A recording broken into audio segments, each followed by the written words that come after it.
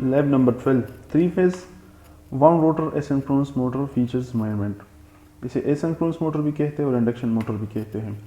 Induction motor के दो types है, एक है स्क्विरल केज और दूसरा है वाउंड रोटर। तो ये एक्सपेरिमेंट है वाउंड रोटर मोटर का। वाउंड रोटर मोटर जो है उसका रोटर उस पर वाइंडिंग की होती है, ठीक है, और उस वाइंडिंग को हम एक्सटर्नली किसी रेजिस्टेंस के थ्रू उसको आपस में मिलाते हैं। तो ये थ्री फेज मोटर है, तो यहाँ पर हम जो रेजिस्टेंस कनेक्ट करेंगे वो थ्री फेज रेजिस्टेंस कनेक्ट करेंगे। यहाँ पर ये ट्रेनर जो है इसका ये पहला वाला रजिस्टर है, सेकंड और ये थर्ड, तीनों को आपस में हम स्टार में कनेक्ट करेंगे और फिर उसको हम इंडक्शन मोटर के रूटर के साथ कनेक्ट करेंगे। तो ये रूटर का सर्किट है और ये है स्टेटर का सर्किट।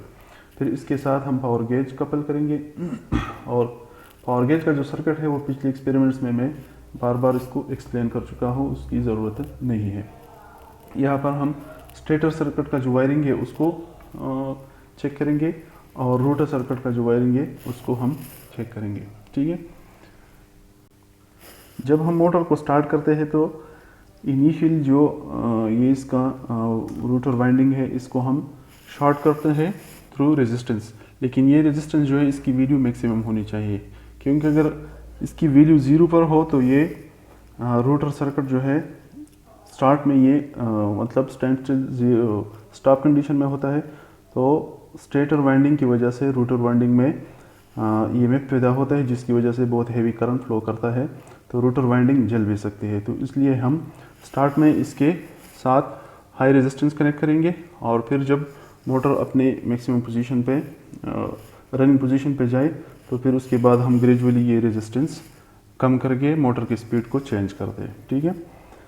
तो अब हम यहाँ पर मोटर की जो रूटर जो रेजिस्टेंस है उसको हम चेंज करेंगे। यहाँ पर ये बात याद रखिए, ये जो ट्रेनर है इसकी रेजिस्टेंस यहाँ पर एक्सपेरिमेंट में 30, 25, 20 इस तरह का लिखा है, लेकिन ये मैंने मल्टीमीटर पे चेक किया है तो ये 30 नहीं है, कुछ 150 शो करता है, कुछ 200 इस तरह।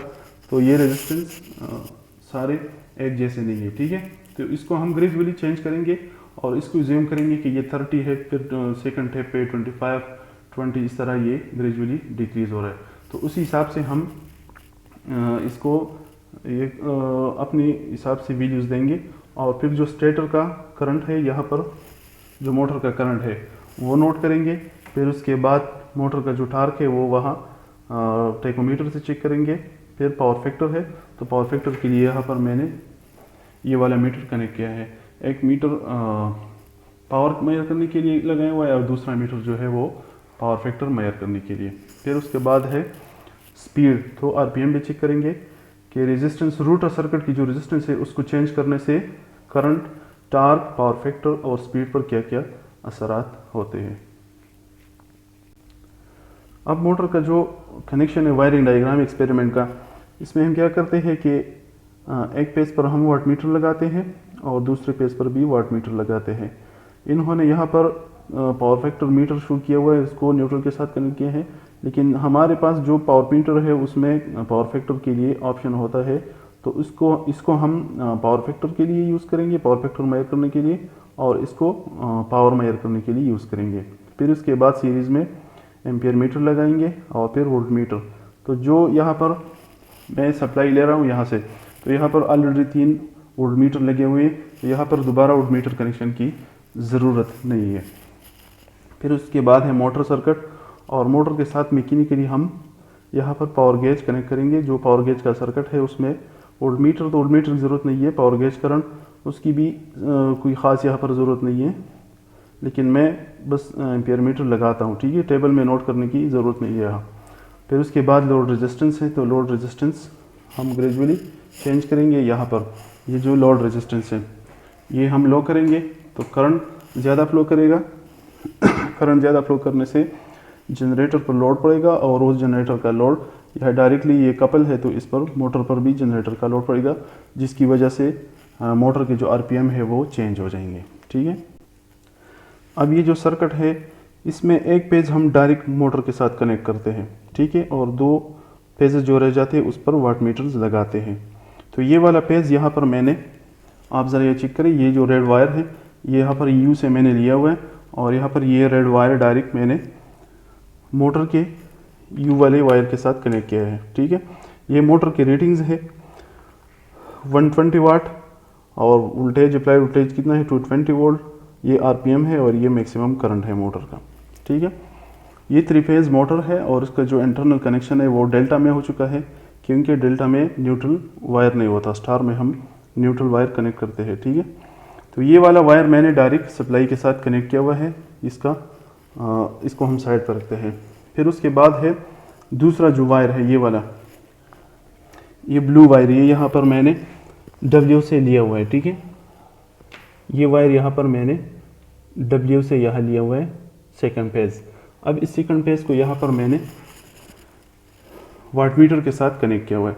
ये जो ऊपर वाला वाटमीटर है इसके CT के साथ कनेक्ट किया है और इसके PT के साथ भी कनेक्ट किया है।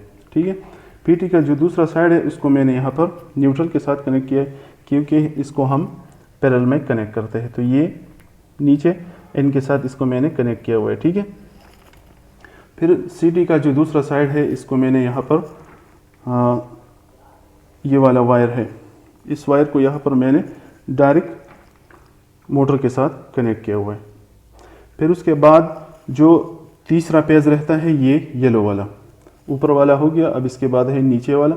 तो ये येलो वाला, इसके PT साइड दोनों मैंने शॉर्ट किए, इसको यहाँ पर मैंने ये पेज दिया हुआ है और ये पेज यहाँ पर मैंने, अगर आप चेक करें तो V से लिया है। ठीक है, ये V है और ये फिर इसका न्यूट्रल है, ये इसका फ्यूज़ है और ये ऊपर वाली सप्लाई है।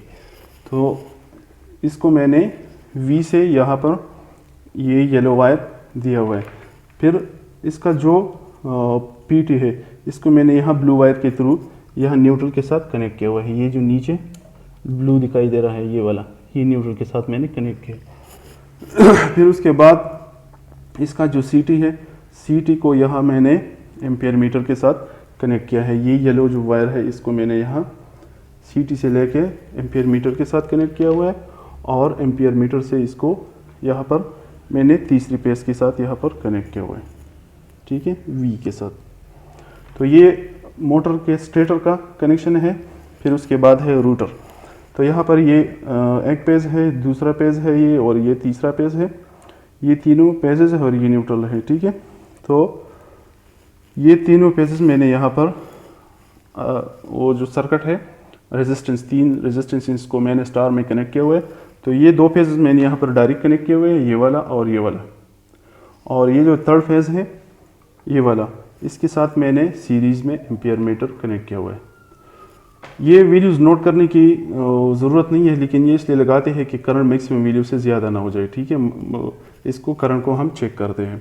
और यहाँ एम्पियर मीटर से ये वायर लेके यहाँ पर मैंने इस रेजिस्टेंस के साथ कनेक्ट किया हुआ है, दूसरे पेज वाला इसके साथ कनेक्ट किया हुआ है और तीसरे पेज वाला इसके साथ कनेक्ट किया हुआ है। ये दोनों डायरेक्ट कनेक्ट हो चुके हैं और इसके साथ मैंने एम्पियर मीटर कनेक्ट किया सीरीज़ में। अब रेजिस्टेंस की जो दूसरा टर्मिनल है ये वाला और इसका सेकंड टर्मिनल और इसका, ये तीनों मैंने आपस में शॉर्ट किए हुए।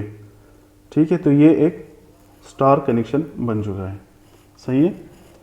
अब यहाँ पर इसका जो न्यूट्रल है और ये न्यूट्रल, इसको मिलाने की कोई ज़रूरत नहीं है, बस सिंपल हमने ये सर्किट स्टार में कनेक्ट किया हुआ है रूटर का।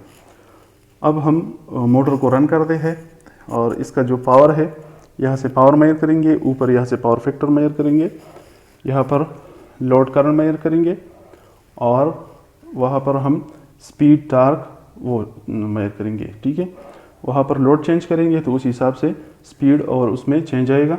और यहाँ पर रूटर सर्किट का जो रेजिस्टेंस है उसको हम चेंज करेंगे, लेकिन जब हम रूटर स्टार्ट करते हैं तो ये सबसे पहले वाली पोजीशन पे होनी चाहिए। जो पहला पोजीशन है ये हाई है। ठीक है, इसको मैंने यहाँ टेबल में 30 का नाम दिया है, लेकिन एक्चुअली ये 30 ओम्स नहीं है। ठीक है, अब इसको जब मोटर को मैं स्टार्ट करता हूँ रेटेड स्पीड पे आ जाए तो फिर इसको मैं ग्रेजुअली डिक्रीज़ करूँगा और उसी हिसाब से लोड करंट, पावर फैक्टर वो सारे मैं नोट करूँगा। अब यहाँ पर मोटर स्टार्ट हो चुका है, रनिंग कंडीशन में है। तो जो रेजिस्टेंस है उसकी वैल्यू यहाँ पर मैंने 30 लिखी है, 30 ओम्स। उसके बाद है स्टेटर करंट।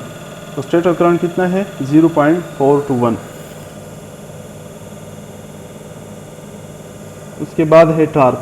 तो टार्क यहाँ मैं टेकोमीटर से चेक करूँगा, वो है 190। ये जो मिड वाला है ये टार्क है, ठीक है, 190।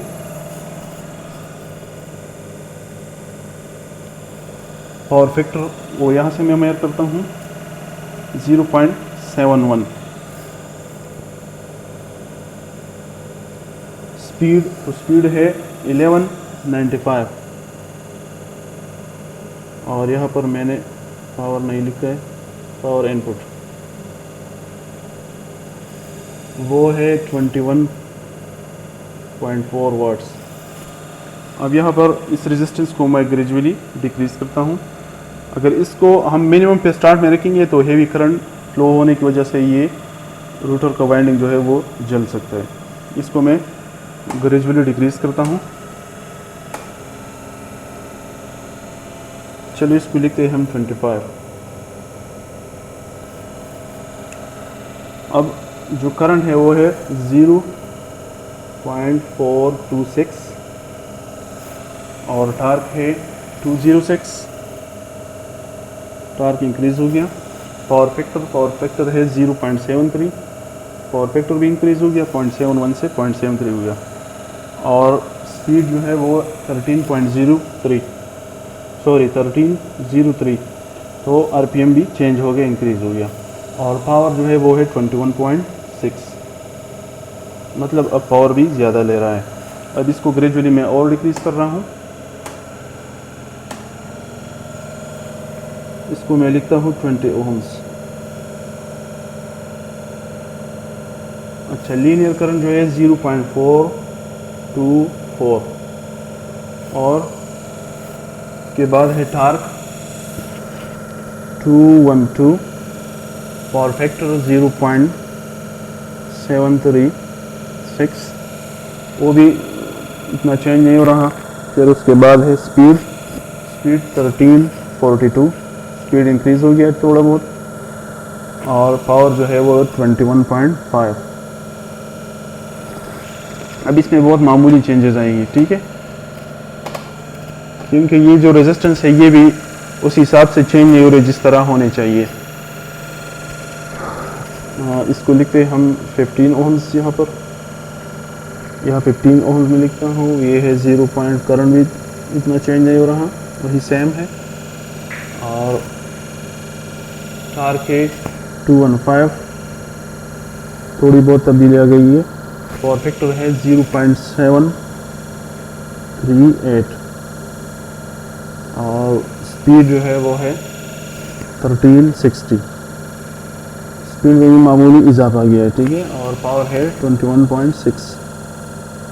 मोटर जो इनपुट पावर ले रहा है वो भी थोड़ी सी तब्दीली आ गई है, उसमें इंक्रीज हो चुका है।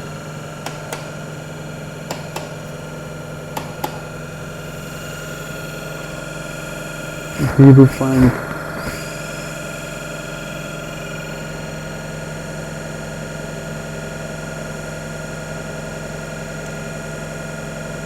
21.7,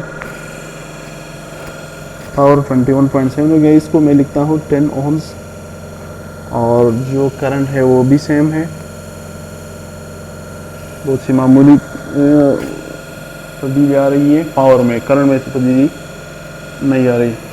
और पावर फैक्टर जो है वो 0.737, तो वो भी चेंज नहीं हो रहा। टार्क 219, टार्क मामूली सा चेंज हो गया, इजाफा गया। और आरपीएम है 1388, तो आरपीएम भी बहुत मामूली से चेंज हो गए, ठीक है। और पावर है वो 21.6। तो आरपीएम में थोड़ी बहुत तब्दीली आ रही है। असल वजह इसकी ये है कि ये जो रूटर सर्किट की रेजिस्टेंस है वो उसी हिसाब से चेंज नहीं हो रहा, ठीक है। बस प्रैक्टिकल हमने सिर्फ ये समझना है कि जब रूटर का रेजिस्टेंस हम चेंज करते हैं तो उसी हिसाब से load current, power factor of the motor और आरपीएम, टार्क वगैरह, इस पर क्या क्या तब्दीली असरअंदाज होती है, ठीक है।